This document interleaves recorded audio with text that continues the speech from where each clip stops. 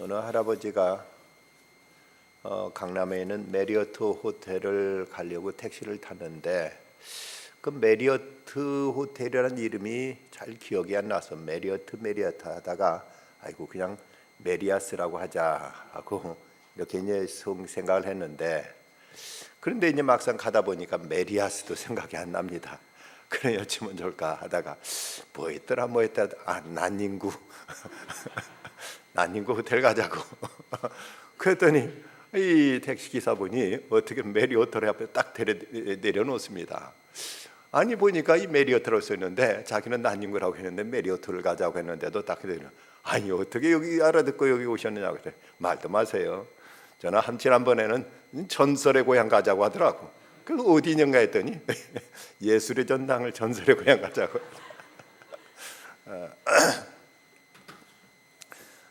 개떡같이 얘기도 또 찰떡같이 알아들으시면 되죠.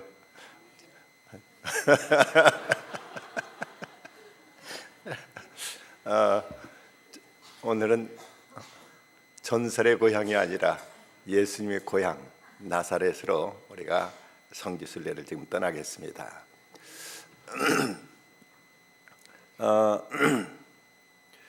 예수님의 발자취를 따라가는 두 번째 성지순례로서 우리가 나사렛을 찾아가는데, 이 나사렛은 히브리어는 노츠리, 또 아랍어로는 나스라이라고 이렇게 부르는 곳입니다. 그 말의 뜻은 가지, 나뭇가지, 그 가지를 뜻하는 말이라고 합니다.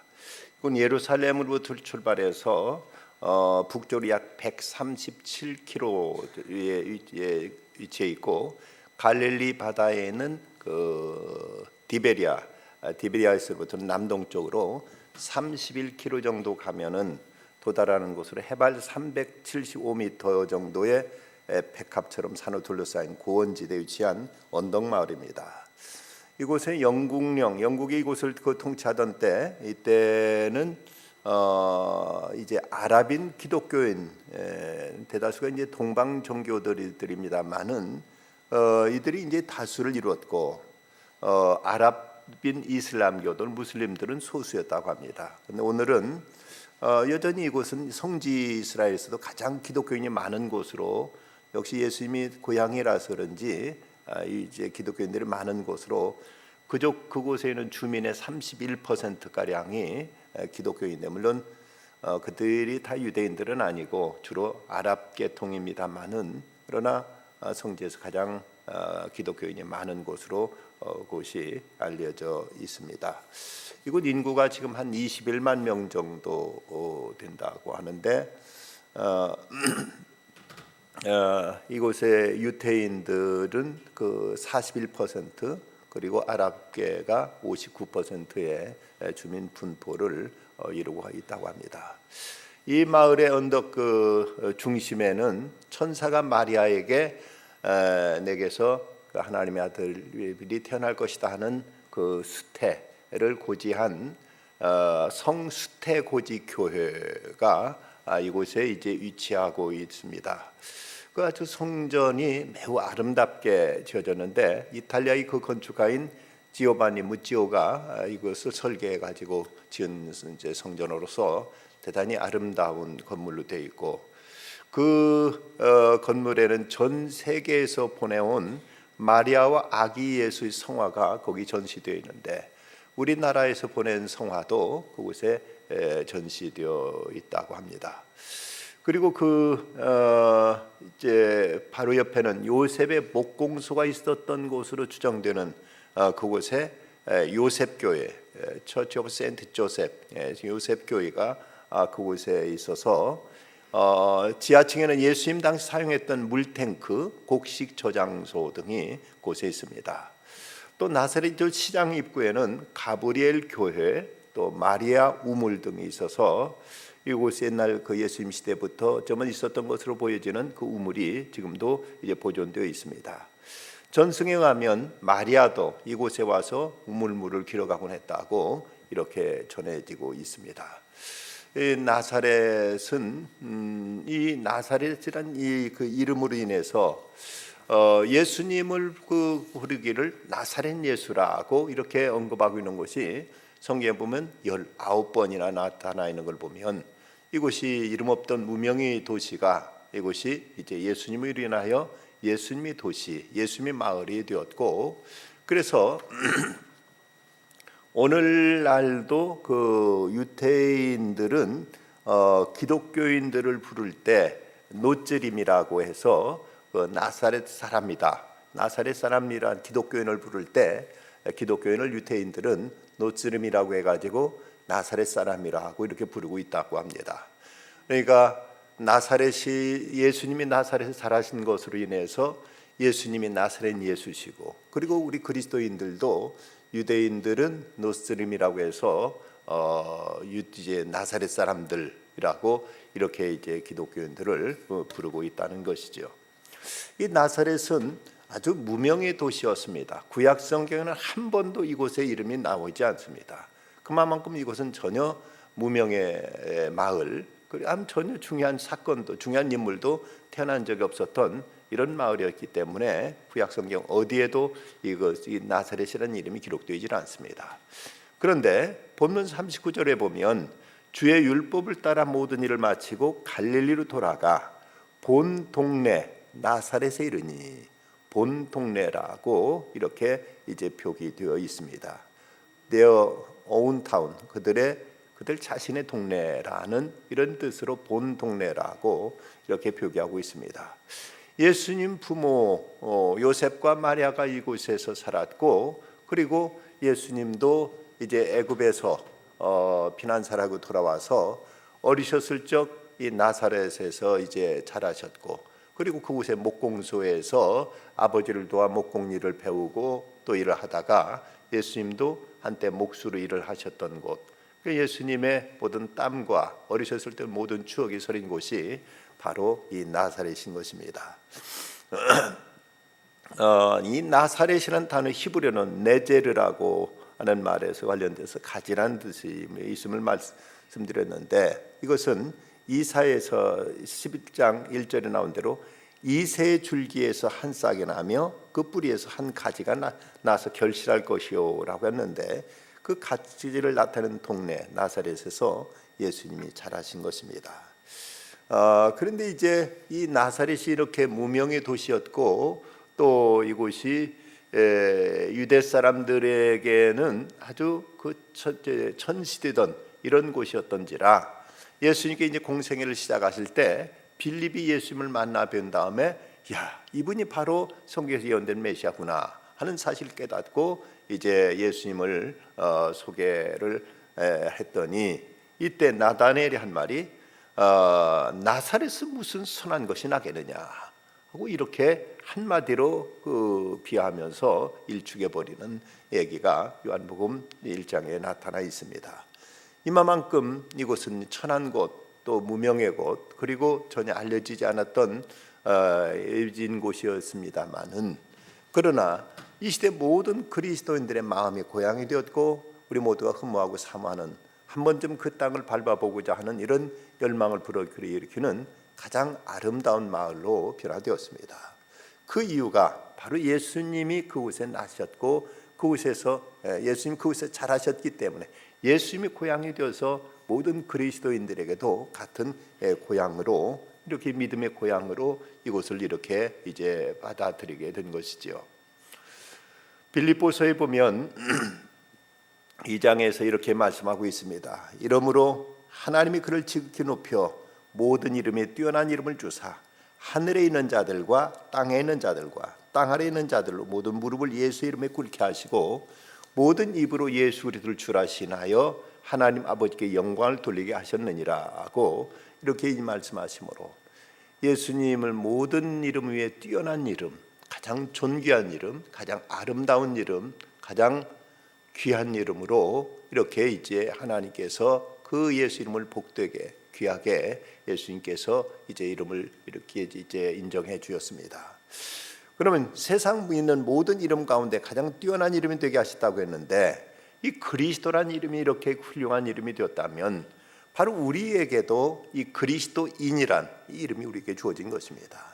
바로 나사렛이라는 이 동네가 아무 이름 없던 어찌 보면 멸시받고 천시되었던 지역이었지만, 그럼 예수님이 자라셨다는 한 가지 이유로 그것이 이렇게 아름다운 동네, 그 유명한 동네, 세계적으로 모든 그리스도인치고 이 나사렛을 모를 사람이 없을 정도로 이런 유명한 동네가 된 것처럼, 바로 우리들 그리스도인들도 우리가 하나님 앞에 아무런 보잘것없는 존재, 어찌 보면 이사야서에서 기록된 대로 이 지렁이 같은 너 야고바, 이 벌레 같은 버러지 같은 너 야고바라고 이렇게 기록한 것처럼 참으로 하나님 앞에 보잘것없는 가장 불쌍한 존재들이었지만, 우리에게도 그리스도라는 그리스도 이름이 우리에게 붙여짐으로 우리는 그리스도인이 되었고, 이로 인해서 우리는 하나님 앞에 가장 존귀한, 가장 보배롭고 존귀 여기노라 그 말씀하신 것처럼 우리 이렇게 소중한 존재가 되었다는 사실입니다.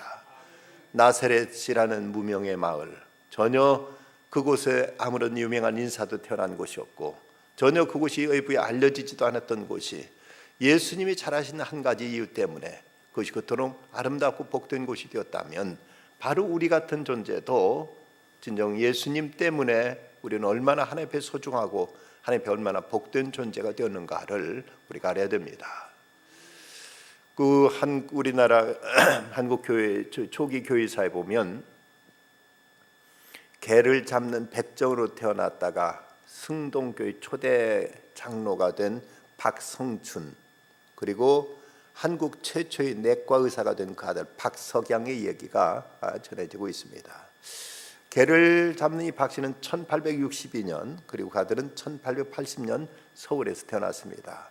당시만 해도 조선에는 양반, 또 중인, 상민, 천민 네 계급으로 나눠져 있었는데, 개를 잡는 이 백정은 네 계급에도 끼지 못할 만큼, 천민에도 끼지 못할 만큼 가장 비천한 사람들을 이제 일곱 종류의 직업을 가진 사람들로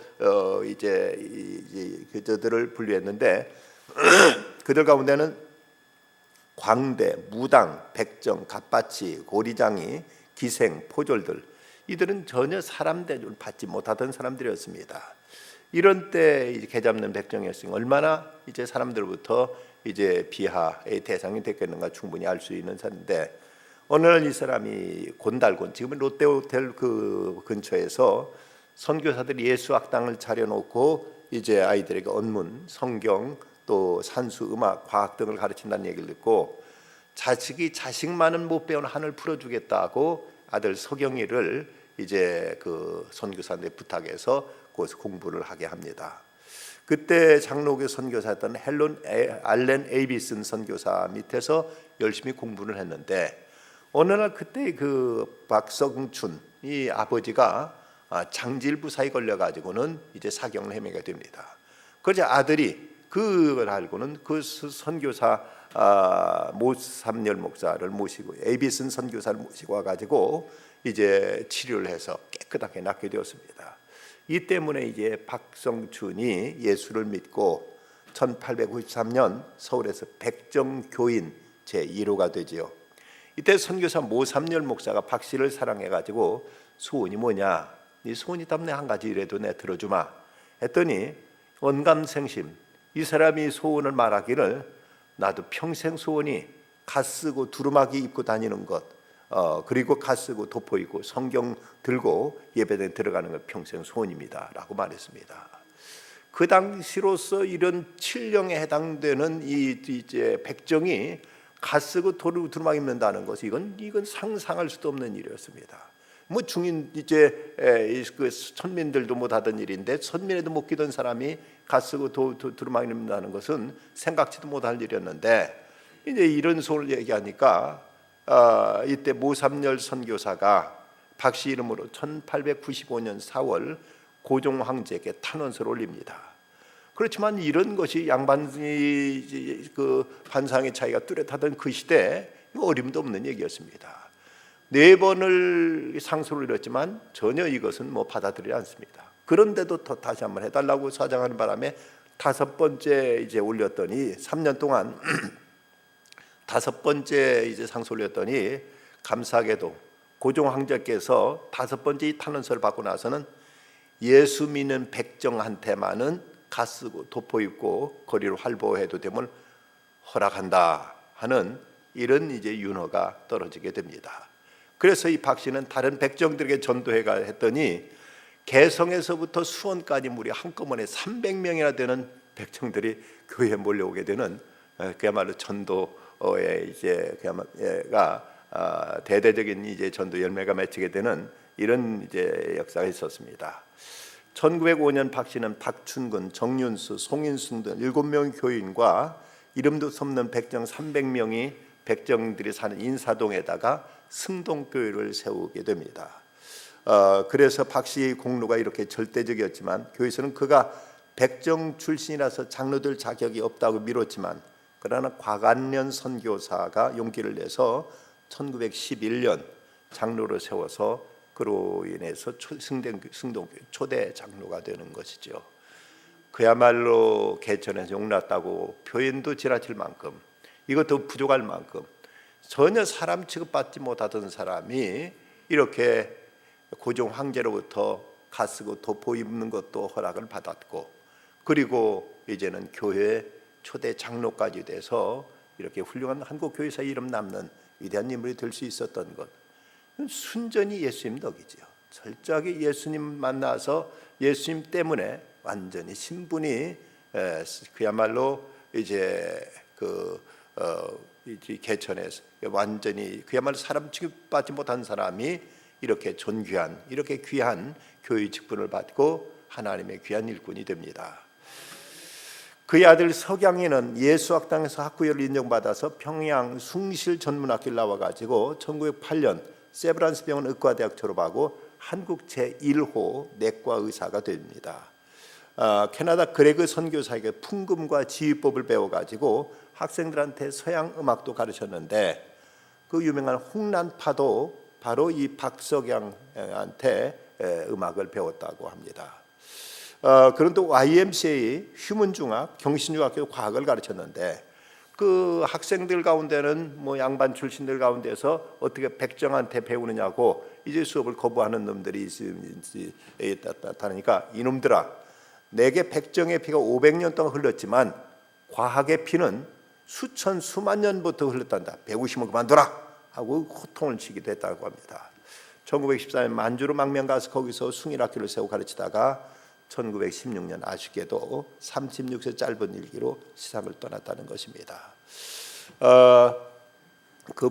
그들의 하늘 품고 짐승처럼 죽어갈 인생들이었지만 하나님의 놀라운 은총을 받은 것이 바로 예수님 때문에 예수 그리스도로 인해서 저들은 세상에서 존귀한 자로 살게 되었고 그 박석양 씨의 사위 중에는 전 문화공보부 장관과 기독교방 사장을 지냈던 오재경 장로도 그 사이로 이름이 날려 있고 그 딸들은 지금 남대문 교회에서 열심히 주님을 섬기고 있다고 이렇게 전해져 있습니다. 나사렛이라는 이런 미천한 곳, 전혀 알려지지 않은 무명의 마을, 그곳이 예수님이 그곳에 자라시고 거하심으로 아름다운 그런 이제 모든 그리스도인들의 고향이 되었다면 우리도 주님을 모시고 주님을 우리가 함께함으로 인해서 참으로 미천한 인생, 어쩌면 그저 이 땅에서 그저 먹고 싸는 것 외에 더 이상 별다른 아무런 가치도 없을 인생들이 영원한 천국을 누리고 하나님의 자녀가 되고 하늘의 권세를 덧입는 이런 귀한 축복을 받은 것, 이것이 바로 나사렛이 변화된 그 모습처럼 우리에게도 귀한 은혜가 주어진 것입니다. 또니 우리 나사렛을 생각해보니까 또 하나의 교훈이 있다면 이제 어떤 그 비상적인 것으로 인한 어떤 편견을 버려야 된다는 것입니다.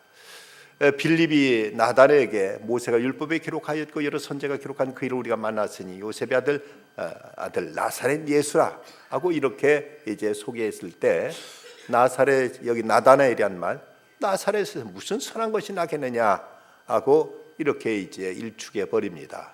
그렇지만 빌립이 와 봐라 하고 이렇게 예수님이 그 역지로 끌고 가서 예수님 말씀을 대했을 때 그가 끝내 그리스도인이 되고 예수님이 제자로 변화됩니다. 나사렛에서 무슨 선한 것이 나겠느냐. 그 당시 사람들은 이 나사렛이라는 곳은 적어도 유대인들에게 있어서는 참으로 멸시받는 곳이었습니다. 그렇게 된 연유는 이스라엘이 남왕국과 북왕국으로 다 나뉘었을 때 이제 나중에 주전 722년에 북왕국이 아시리아의 침략에 의해서 나라가 망하게 됩니다. 근데 아시리아 사람들은 그들은 이제 아주 잔인한 그 식민지 정책 가운데 하나가 그 민족의 혈통을 없애겠다는 이런 이제 식민지 정책으로 그들을 강제로 이방인들 다른 민족들과 강제 결혼을 시켜서 그 민족의 순수한 혈통을 없애버렸습니다.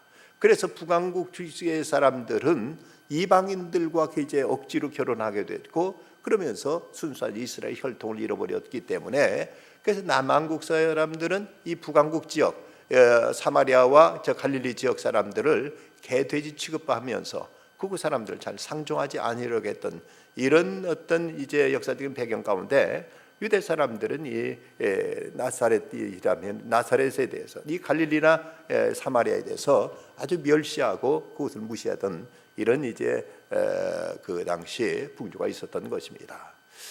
나름대로 이스라엘 사람들의 그런 이제 어떤 혈통적인 그들의 역사적인 이유가 있긴 하겠지만 그러나 예수님께서는 만민을 위해서 오셨고 정작 그토록 선민이라고 자부했던 유대인들 그들은 예수님을 십자가에 못 박고 말았습니다. 오히려 이로 인해서 복음은 이방인들에게도 전해졌고 이로 인해서 기독교는 전 세계의 기독교로 종교로 바꿔지게 된 것입니다. 사람들은 어떤 나름대로의 지역적인 어떤 인종적인 어떤 이 사람 피부에 의해서 갖게 되는 이런 어떤 편견들이 있습니다. 흔히 사람들이 생각하기를 백인종이 제일 우월하고 그 다음에 황인종이 그 다음이고 흑인종이 제일 이제 그 열등하다고 생각하는 경향들이 있습니다만은 인종학적으로 특정한 민족이 더 우월한 경우는 없다고 합니다. 원래 태생적으로 특정한 어느 민족이 더 우월하지는 않다. 유대 민족이 그들의 뭐 박사가 많고 뭐 그곳에 많은 과학자가 있는 것은 그들의 교육 때문이지 유대 민족이 원래부터 그 머리가 좋아서 그런 것은 아니라는 겁니다. 어떤 민족도 태생적으로 처음부터 더 다른 민족에 비해서 더 우수한 민족 없다는 거죠. 그런데 사람들은 자기들 어떤 선입관을 가지고 어떤 이제 편견에 의해서 판단하고 어떤 이제 그 일부적인 어떤 피상적인 걸 가지고 그 사람의 어떤 인격과 그 사람의 인간적인 가치까지도 이렇게 예단하는 것은 대단히 잘못된 저 이제 인간들이 가지고 있는 좁은 그 속내에서 비롯된 것입니다. 마틴 루터 킹 목사님은 미국이 배출한 위대한 흑인 지도자입니다. 그는 흑인들의 민권 운동을 위해서 투쟁한 군 인정받아서 노벨 평화상을 수상한 민권 운동가입니다. 그 당시 민권 운동이 점차 열기를 띠고 국제적인 문제로 등장했을 때 흑인들은 저마다 밀려드는 희망으로 술렁대기 시작합니다.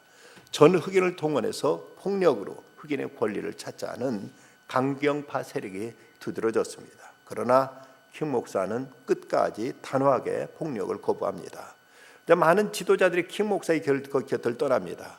그에게 등을 돌리는 사람, 심지어 죽이겠다고 협박하는 사람들도 있었습니다. 1968년 4월 3일 킹 목사는 이렇게 외쳤습니다. 나에게 무슨 일이 일어났는지 모릅니다. 오늘 우리 앞에 어려움이 놓여 있습니다. 나도 다른 사람처럼 오래 살기를 바랍니다만 나는 지금 그런 일에 마음을 쓰고 싶지 않습니다. 난 단지 하나님의 뜻을 이루기를 바랍니다.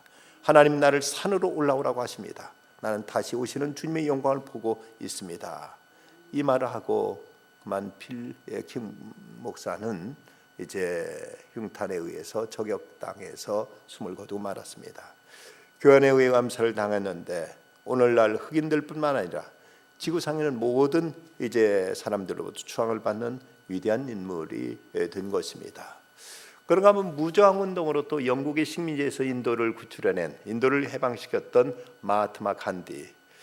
이 마하트마 간디가 총탄에 피살렸다는 비보를 듣고 당시 세계 최고의 과학자였던 알버트 아인슈타인은 방송 인터뷰 기자에게 이런 말을 합니다.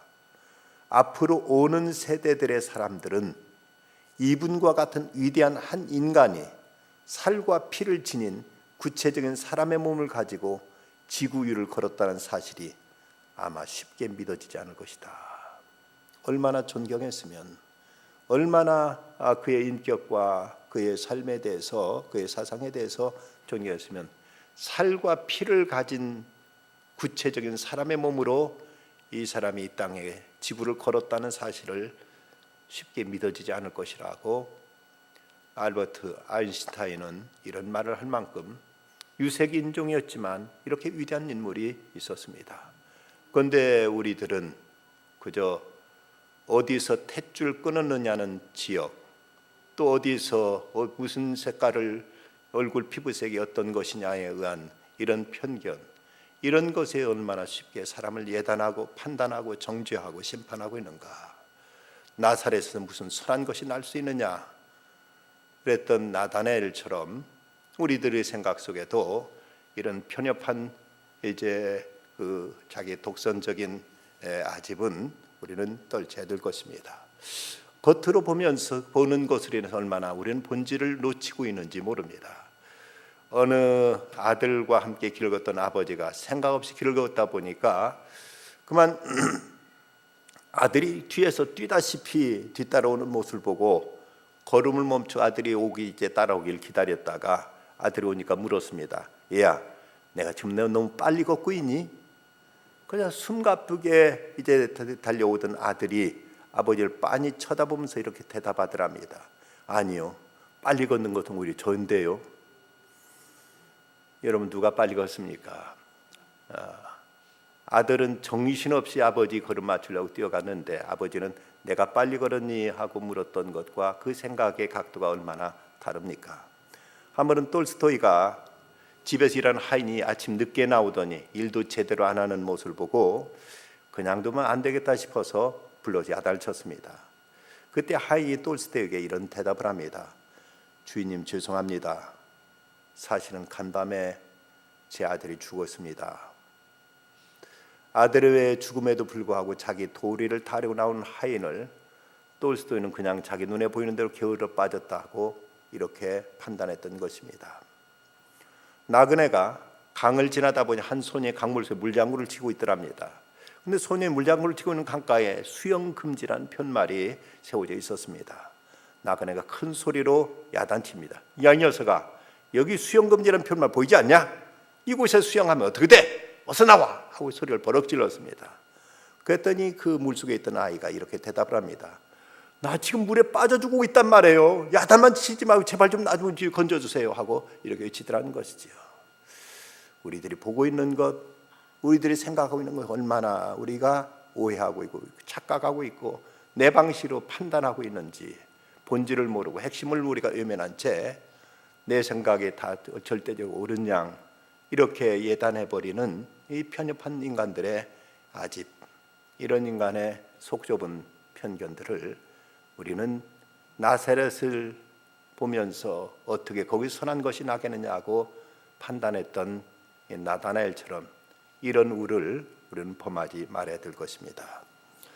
또 우리는 나사렛을 통해서 배우게 될 또 하나의 교훈이 있다면 가까이 있음으로 인해서 소중한 것을 모르는 이런 일을 우리는 지양해야만 됩니다. 마태복음 13장에 보면 이런 말씀이 나옵니다. 예수께서 이 모든 비유를 마치신 후에 그곳을 떠나서 고향으로 돌아가사 그들의 회당에서 가르치시니 그들 놀라 이르되 이 사람이 이 지혜와 이런 능력이 어디서 났느냐? 그는 그 목수의 아들이 아니냐? 그 어머니는 마리아, 그 형제들은 야고보, 요셉, 시몬, 유다라 하지 않느냐? 그 누이들은 다 우리와 함께 있지 아니하냐? 그런즉 이 사람의 이 모든 것이 어디서 났느냐 하고 예수를 배척한지라. 예수께서 그들에게 말씀하시되 선지자가 자기 고향과 자기 집 외에서는 존경을 받지 않음이 없느니라 하시고 그들이 믿지 않음으로 말미암아 거기서 많은 능력을 행하지 아니하시니라고 이렇게 말씀하고 있습니다. 예수님의 공생을 시작하신 후 처음으로 고향을 방문하셨습니다. 그리고 다른 것 하시던 것처럼 회당에서 하나님의 말씀을 강론하셨습니다. 그런데 그 말씀 자체는 대단히 권위가 있고 그 말씀이 놀라운 이런 참으로 귀한 말씀이었지만 그들은 그 예수가 자기 마을 자기 동네 사람 이제 그 요셉의 아들 마리아의 자식 그리고 그 형제들 다 자기들 알고 있는데 거기서 같이 살던 같이 지내던 예수가 어디 멀리 한번 나갔다 오더니 이런 뭔가 아는 척한다 이러면서 예수를 배척합니다. 심지어 누가복음 4장 29절에 보면 이 나사렛에 들렸을 때 이런 동네 밖으로 쫓아내요. 그 동네가 건설된 산 낭떠러지까지 끌고 가서 밀쳐 떨어뜨리려고 했다. 예수님을 낭떠러 밀어 죽이려고까지 했습니다. 나사렛 사람들이. 이것은 예수님 온 인류가 경배하는 바로 예수 그리스도를 자기들이 자기 동네 가까이 있다는 이유 때문에 거기서 살았다는 이유 때문에 예수님을 자기들 생각으로 예단해 버리고 예수님을 무시하고 예수님에 대한 시기심, 그에 대한 어떤 질투하는 마음 이런 것으로 인해서 예수님을 경멸히 이렇게 배척하고 예수님을 이렇게 판단해 버리고 만 것입니다. 근데 우리들에게도 이런 이유를 범할 때가 있습니다. 뭔가 훌륭하고 대단한 사람은 멀리서 온다고 생각할 뿐 우리 주위에 우리 가까이에 있는 소중한 것을 보지 못할 때가 많이 있습니다. 우리 가운데도 진정 얼마나 보배처럼 귀한 분들이 있는데 우린 그것은 외면해 버리고 우리 가운데 있는 사람은 그냥 시시하고 대단치 않고 멀리서 오는 어떤 사람만이 특출난 것으로 생각합니다만은 그 나다넬 호돈의 그 큰 바위 얼굴처럼 산골 오두막에 사는 어네스트란 소년, 그 마을을 둘러싸는 산에 있는 그 큰 바위의 모습이 한 인자한 모습으로 언제가 저 모습을 닮은 사람이 이런 성자가 이 마을에서 태어나서 이 마을에 크게 복되게 할 것이다는 이런 그 예언을 보려고 늘 바위를 쳐다봤는데 거기서 어떤 정치인도 어떤 군인도 어떤 돈 많은 재력가도 찾아와서 그 마을을 크게 할 것 같았지만 이내 사람들을 실망하고 떠났지만 먼 훗날 그 석양에 비치는 그 햇빛에 비춰진 이 어네스트의 얼굴이 그 산에 있는 바위 얼굴과 닮아 있었던 것을 마을 사람들 보고 바로 그 전설적인 인물은 바로 어네스트인 것을 사람들은 깨닫게 됩니다. 우리는 우리 안에 있는 소중한 보배를 찾을 줄 알아야 됩니다. 우리 하나님께서 우리 모두에게도 소중한 은사를 주셨고 우리에게도 귀한 보배를 허락하셨습니다. 우리에게 주신 그 귀한 은사는 우리가 생각지 않고 그 뭔가 특출난 것, 뭔가 특별한 것, 뭔가 요란한 것 이런 것만 자꾸 더 달라고 있어야 된다고 우리가 고집하고 이렇게 생각하면서 정작 우리에게 주어진 그 귀한 은사는 쉽게 우리가 외면하거나 이런 것은 방치하거나 이런 것은 우리가 소홀히 여겨버리는 이런 우를 범하는 일들이 얼마나 많은지 모릅니다. 남아프리카 공화국의 알리 카페드라는 농사꾼이 있었습니다. 목축과 농사를 지으면서 안정된 생활을 하고 있었는데 그때 그 남아프리카 공화국에 다이아몬드 광산 붐이 일어나서 온 나라가 들뜨게 됩니다. 이 농사꾼 알리는 갑자기 자기 자신이 가난하다는 생각이 들면서 자기도 좀 이 다이아몬드를 찾아서 이락에 거부가 돼야 되겠다는 생각을 합니다. 한 번 이 마음이 이런 생각이 들자 마음이 들떠서 이제 도저히 걷잡을 수가 없었습니다. 그래서 급기야 그는 자기 그 지금까지 먹고 사는데 아무 부족함이 없었던 그 농장을 팔아가지고 자금을 마련해서 다이아몬드 광산을 찾아 나섰습니다. 나라 곳곳 헤맸지만 다이아몬드를 찾는데 실패합니다. 집을 떠난 지 10년 후 절망 끝에 바다에 뛰어들어 자살해버리고 말았습니다. 그런데 그 알리로부터 농장을 사들였던 러셀이라는 이웃 농사꾼이 농장 냇가에서 농장에 흐르고 있는 그곳 냇가에서 검은 빛나는 돌을 하나 발견하고는 그때 집을 신방온 목사님한테 보여드렸습니다. 목사님 그대로 한참을 살피다가 깨뜨려 보니까 이제 갈라진 사이로 빛나는 다이아몬드가 나왔습니다. 그 돌을 준 냇가로 가봤더니 어느 곳이든 파기만 해도 다이아몬드가 쏟아져 나왔습니다. 그곳에 지금까지 세계에서 가장 이름난 다이아몬드 광산으로 유명한 골곤다 광산이라고 합니다. 이란의 전 왕비였던 팔레비의 왕비가 썼던 왕관에 달린 국보이로 다이아몬드가 그 광산에 나왔고 영국 왕실이 보유하고 있는 다이아몬드 역시 그 그 광산에서 책을 띄웠다고 합니다. 보석이 먼 곳에만 있는 것이 아닙니다.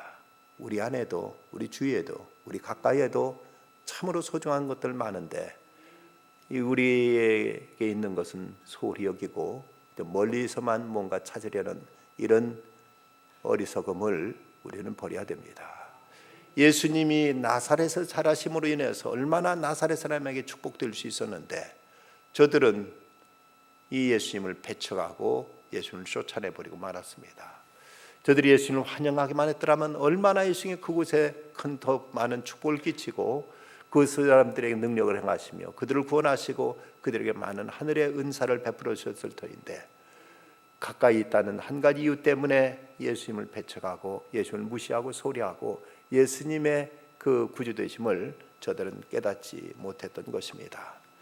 우리는 우리 안에서, 우리 가까이에서 또 우리 공동체 안에서 서로를 세워주고 서로가 하나님의 소중한 하나님의 귀한 인재들임을 우리는 이제 인정하고 서로를 북돋아주고 서로를 높여줄 수 있는 이런 마음이 있어야 될 것이고 그리고 우리 안에 있는 또 하나님이 주신 귀한 소중한 은사들 우리 주위에 널려있는 하나님께 베푸신 그 소중한 축복들 이것을 결코 우리는 놓치지 말아야 될 것입니다. 미국 어느 하는 교회 공치조 집사님 이름이 공시고 이름이 치조라는 집사님 계셨는데 아버지가 장로님이었고 또 부인도 아주 열심히 있는 크리스찬이었습니다. 그런데 이분은 장로 아들로 자랐기 때문인지 그냥 교회는 드나들었지만 열심히 없었고 교회도 나왔다 빠졌다 이렇게 일수였습니다. 이분이 미국으로 이민 와가지고 세탁소를 차렸는데 세탁소가 잘 됐습니다. 근데 미국에 이민 온 사람들이 하는 그런 이제 그 에피스 그런 유머가 있습니다. 어느 집사님이 이제 그 이민 와서 LA에서 이제 이민 와서 거기 사는데 목사님이 집사님은 여기 뭐 하십니까? 했더니 대답을 예, 저는 LA를 쓸고 다닙니다 하고 대답하더랍니다. 뭔 일 하시게? 예, 청소하고 있지요 하면서 LA를 쓸고 다닌다고 이렇게 얘기하더랍니다. 그러고 나서 한두 해 지난 다음에 집사님, 아니 집사님 요즘 뭐 하십니까? LA를 저는 누비고 있습니다. 뭐 하시게요? 봉제 공장 하고 있지요 하고 대답하더랍니다. 그래서 또 몇 해 이제 한두 해 있다가 다시 만났는데 요즘 집사님 뭐 하시나요? 했더니 예, LA 주름 잡습니다. 뭐 하시는데요? 예, 세탁소 하고 있습니다 하더랍니다. 바로 이 공치조 집사님이 워싱턴에서 세탁소를 했는데 뭐 나름대로 열심히 일해가지고 돈도 벌고 제법 이제 생활이 안정되었는데 그만 암에 걸리고 말았습니다. 위암에 걸려서 병원에 입원하게 됩니다. 목사님 신방 갔습니다. 신방 가서 이랬더니 이때 이제 그전에는 그렇게 교회 나와도 그냥 졸기만 하고 아니면 뭐 그냥 교회 빠지기를 그 밥 먹듯 빠지고 그냥 목사님 얼굴 볼까 봐서 저 구석진 데 가서 앉았다 딱 나가고 이러던 분인데 이렇게 몸이 아프니까 목사님 설교 테이프를 갖다 들으면서 그런 목사님이 방문 오니까 목사님 말씀이 꿀맛 같아요 라고 이렇게 말하더랍니다. 그러면서 이제 그때부터 그렇게 이분이 그 신앙인 자세가 달라지더라는 것이죠. 근데 목사님한테 목사님 제가 너무 죄가 많아요. 이제야 제가 복음을 알겠어요. 이제야 제가 십자가가 뭔지 알겠어요 라고 이렇게 말합니다. 그러면서 정말 예수님이 제 안에 계셔요. 저 의지라면 열심히 이제 주님 섬길 거예요. 목사님 예 집사님 꼭 일어나세요 라고 위로해드렸습니다. 몸이 많이 쇠약해졌는데 좀 회복돼 가지고 이제 퇴원을 했습니다. 근데 마침 그때 그 교회에서 성지 순례를 가게 됐습니다. 그러니까 이분이 자기도 가겠다는 겁니다. 근데 몸이 많이 아직 이제 완쾌된 것도 아니고 몸이 많이 허약해서 아닙니다. 지금 집사님 가시면 안 됩니다. 그냥 좀 참고 다음에 가시죠. 했는데 이분이 꼭 가겠다는 겁니다. 그러면서 이제 그 주치의가 만류하는데 자꾸 이제 이분이 너무 가고 싶어서 이제 목사님한테 부탁을 하는 겁니다. 목사님, 그 주치의도 그 교회 나오고 있었는데 저 선생님한테 얘기해서 제가 꼭 좀 갈 수 있도록 좀 말씀 좀 해주십시오. 너무 간절하게 얘기하니까 목사님도 어쩔 수 없어 주치의 선생님한테 저렇게 원하는데 어쩌면 좋겠습니까? 했더니 주치도 말리지 못하고 그만 성지순례를 떠나게 됐습니다. 성지순례 이곳저곳을 다 다녀 마지막 성지순례의 피크라고 말할 수 있는 비아 돌로로사, 예수님의 피 묻은 그 길, 예수님 3번씩이나 쓰러졌다 다시 일어나신 그 성묘교회가 있는 그곳, 골고다 언덕, 그 예수님이 쓰러졌다 다시 일어나시고 일어났다 다시 이제 쓰러진 그곳에 이제 가게 되는데, 그 집사님이 그곳에 가면 너무 힘들어하더랍니다. 목사님이 손을 붙들고 집사님이 손잡고 같이 갑시다 하고 같이 걷는데, 그러면서 그 길을 이제 소개해 주었습니다. 이 길이 예수님이 걸으신 길이죠. 예수님 걸어가시다 넘어지시고 피를 쏟으시고 그리고 걸어가신 그 길입니다. 이렇게 얘기하는데 이 집사님이 맞아요 목사님, 예수님이 내 대신 걸으시고 내 대신 못 박히 십자가 못 박히신 그 길이지요. 우리가 이 길 때문에 우리는 천국에 갈 수 있는 것이지요. 이 길 때문에 예수님이 걸어가신 이 길 때문에 우리는 천국에 갈 수 있는 길이 아닌가요? 맞습니다. 그렇습니다. 이곳을 지날 때는 꼭 부르는 찬송이 있습니다. 예수 나를 위하여 십자가를 질 때, 이 찬양을 부르면서 그 길을 쭉 걸어 올라갔습니다. 그리고 성지순례 잘 마치고 돌아왔습니다.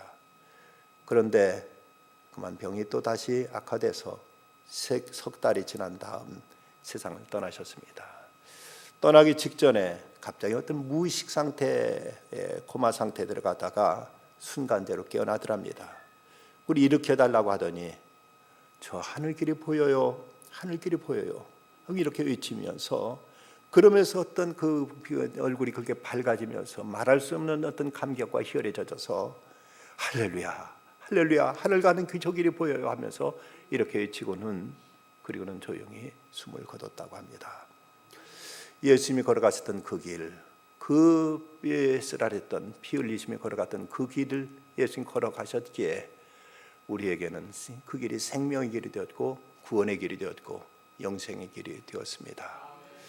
할 수만 있다면 일생에 한 번쯤 예수님이 걸으셨던 그 길 걸어보시는 건 어떻겠습니까? 이런저런 안 가려고 하면 구실은 얼마든지 있습니다. 그러나 믿음으로 결단하면 가실 수 있습니다. 다음 주까지만 신청받고 이제는 이제 마무리해야 됩니다.